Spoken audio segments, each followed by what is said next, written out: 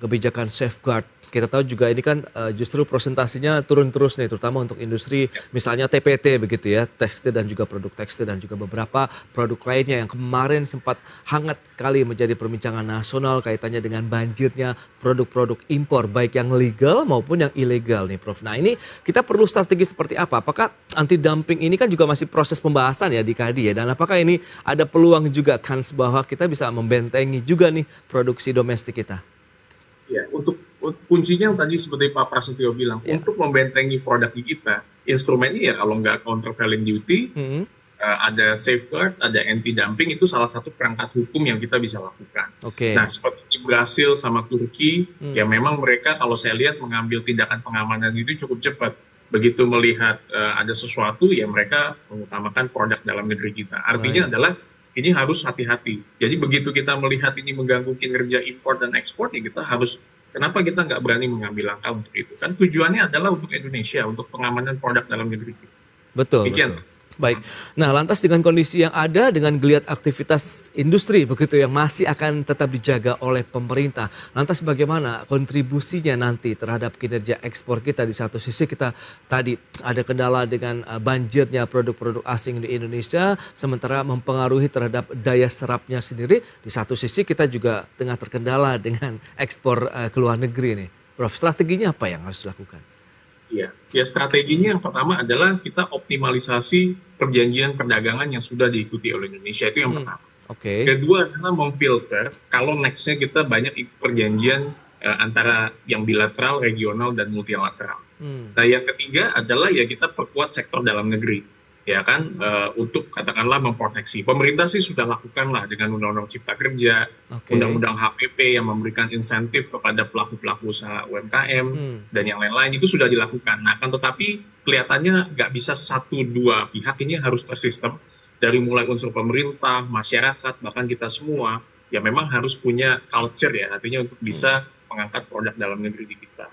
Gitu, Pak. Baik. Nah, proyeksi dengan kondisi yang ada, meskipun kita tahu di bulan Juni surplus neraca perdagangan kita melonjak luar biasa dibandingkan dengan bulan Mei yang kemarin juga mengalami tekanan. Apakah ini lebih kepada karena siklus tahunan kemudian akan berlanjut lagi sampai dengan akhir tahun untuk surplus neraca dagang kita ini, Prof. Aryawan? Kalau prediksi kita nanti kita akan bandingkan month to month sama year to year-nya. Artinya kalau saya lihat trennya ini akan terus berlanjut. Jadi surplus, kalau dilihat Mei ke Juni 2023 kan kalau dari data yang ada kan cukup meningkat dari surplus Mei 0,43 miliar naik di Juni 3,45. Migasnya juga ada cukup kenaikan. Saya prediksi di bulan-bulan ke depan akan sama juga. Tetapi balik lagi dilihat, kenaikan itu kan juga memang karena ada penurunan impor. Nah itu aja, jadi kita melihat dua sisi. Gitu. Baik, tapi dengan kondisi yang ada saat ini, optimisme Anda sendiri bagaimana ya Prof? Kalau kita kan tahu memang oke lah kita beranggapan bahwa kondisi global juga tengah mengalami tekanan, tapi di satu sisi kan kita harus juga menjaga pertumbuhan ekonomi, geliat aktivitas ekonomi kita begitu Prof. Apakah bisa seiring sejalan begitu semuanya? Ya saya rasa kalau untuk seiring sejalan, kalau optimisme sih saya optimis ya, artinya apa yang dilakukan oleh pemerintah dan semua masyarakat pun juga bisa melakukan yang sama. Makanya kita harus memperkuat beberapa langkah dengan penetrasi pasar, memperkuat inovasi, mewujudkan iklim usaha yang kondusif, ya kan, dan yang lain-lain kita harus lakukan untuk memperkuat itu. Iya. Baik, diferensiasi ataupun kita lihat diversifikasi dari sisi produk-produk andalan ekspor kita ini apakah bisa diperluas lagi, dalam artian diperbanyak lagi Prof, dengan standar internasional tentunya? Ya, kalau dari diversifikasi produk itu memang kita area bermainnya kalau saya lihat ya migas dan non migas ya pasti di area pertanian, kehutanan, perikanan, industri pengolahan ya kan, nah itu paling areanya seperti itu. Nah, memang kalau kita ingin menumbuhkan iklim diversifikasi ya kita harus mulai dengan regulasinya. Kita juga harus mulai dengan